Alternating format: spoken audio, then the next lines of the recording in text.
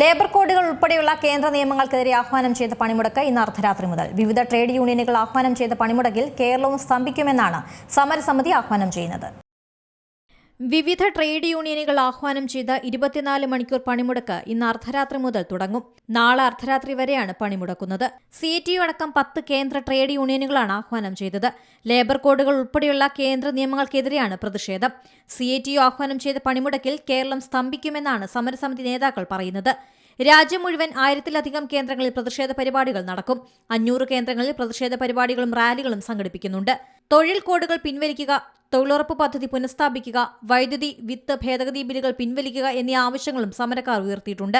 പണിമുടക്കിന് ഇടതുപക്ഷം അടക്കമുള്ള പ്രതിപക്ഷ പാർട്ടികളും ഐക്യദാർഢ്യം അറിയിച്ചു. അധ്യാപക വിദ്യാർത്ഥി സംഘടനകളും പണിമുടക്കിന്റെ ഭാഗമാകുന്നുണ്ട്. കർഷക തൊഴിലാളി സംഘടനകളും പണിമുടക്കിന്റെ ഭാഗമാകും.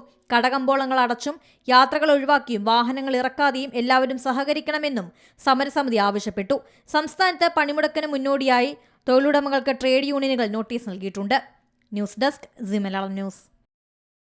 ഏറ്റവും പുതിയ വാർത്തകളും വിശേഷങ്ങളും വിരൽത്തുമ്പിലറിയാൻ സി മലയാളം ന്യൂസ് എല്ലാ ഡിജിറ്റൽ പ്ലാറ്റ്ഫോമുകളിലും ലഭ്യം.